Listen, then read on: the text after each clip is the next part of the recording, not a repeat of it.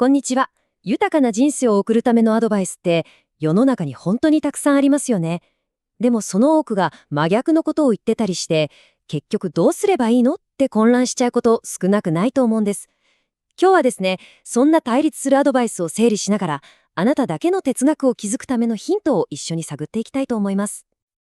例えば、将来のためにとにかく必死で貯金しろっていう人もいれば、いやいや、若いうちにしかできない経験に投資しろ。お金なんてゼロで死ねっていう人もいる。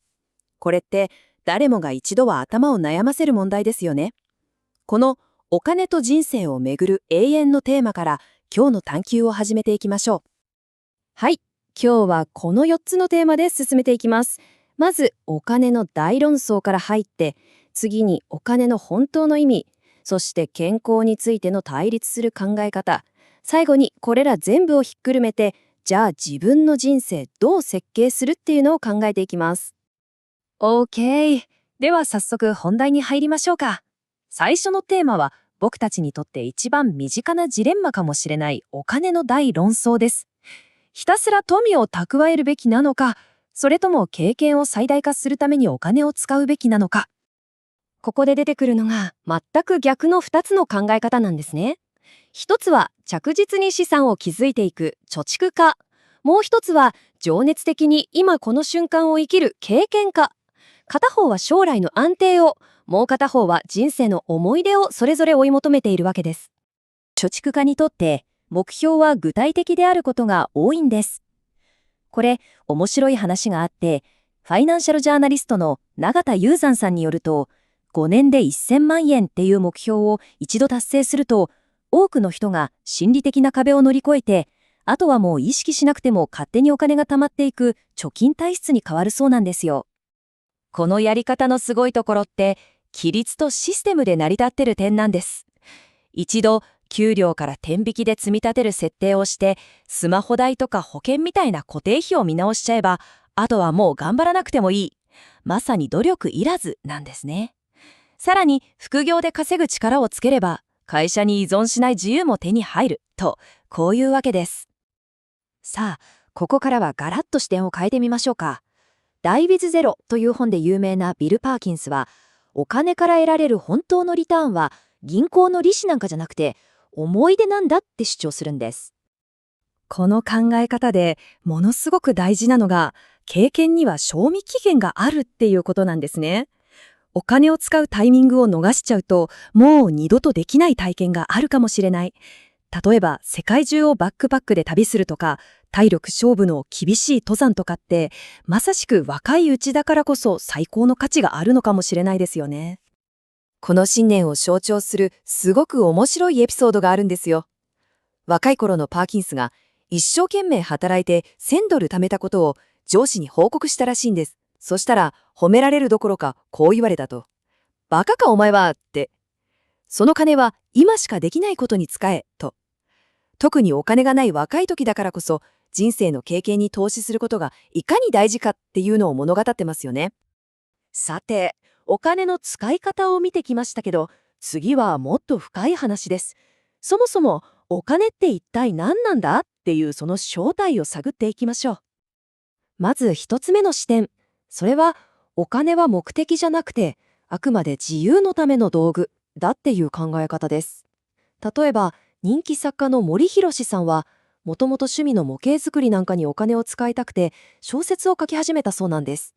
つまり、まずやりたいことが先にあって、そのための手段としてお金を稼ぐ。この順番が何よりも大事なんだ、と。次に、これはまたちょっとユニークな視点なんですけど、お金とは誰かの時間への要求だっていう考え方です。元ゴールドマン・サックスの棚内学さんによると、僕たちがお金を使うっていう行為は、他の誰かに自分のために働いてくださいってお願いしてるのと同じなんだそうです。こう考えると、なんだかお金がただの数字じゃなくて、人と人とのつながりとか労働の象徴みたいに見えてきません？そして3つ目は、もっとポジティブな捉え方。お金とは自分の成長のためのゲームなんだと。高額納税者としても知られる実業家の斉藤ひとりさんは、人生で起きるお金のトラブルなんかは自分を成長させるために神様が用意してくれた課題、つまりゲームのステージみたいなもんだって語ってるんです。面白い考え方ですよね。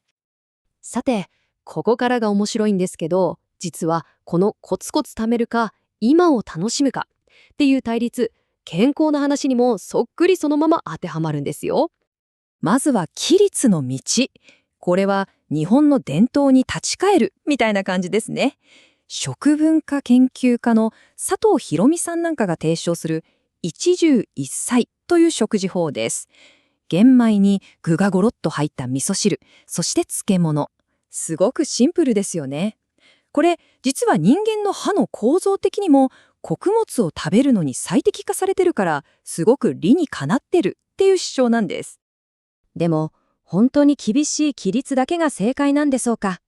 特に人生の後半になったら。精神科医の和田秀樹さんはまた違った視点を示してくれます。これに対して楽しみの道が主張するのは結構意外な事実なんです。厳格な食事制限よりもストレスを減らして人生を楽しむことの方がよっぽど健康に良い可能性があると。実際ちょっと太り気味の人の方が6年から8年も長生きするなんていうデータもあるそうなんですね。好きなものを我慢するストレスを取るか、美味しいものを楽しんで免疫力を上げるか、さあどっちっていう話なんです。さて、ここまでお金と健康、2つのテーマで全く逆の考え方を見ていきました。じゃあ、これらをどうやって自分自身の哲学として一つにまとめ上げていけばいいのか。いよいよその話に入っていきましょう。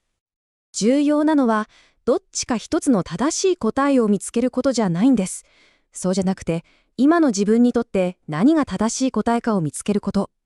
若い頃にうまくいった戦略が、年を重ねてからもベストとは限らないんですよね。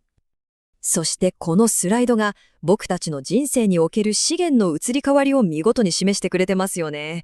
まず若いうちは有り余るほどの健康と時間がある。でもお金はない。それが中年期になると今度は仕事でお金は手に入るけど代わりに時間がなくなっていく。健康もちょっとずつ気になり始めますよね。そして老年期。退職して時間は戻ってきますが今度は健康が衰えてくる。お金は貯蓄を取り崩す時期に入ります。豊かな人生の戦略っていうのはこの資源バランスの変化にどうやって自分を合わせていくかってことなんですね。結局のところ忘れてはいけないのは、お金はあくまで人生経験を最高のものにするためのツールであって、それ自体を増やすことがゴールじゃないってことなんです。富を築くことも豊かな人生を送るためのパワフルな手段の一つに過ぎないんですね。あなただけのユニークな道をこれからデザインしていく上で、この最後の問いをぜひじっくり考えてみてください。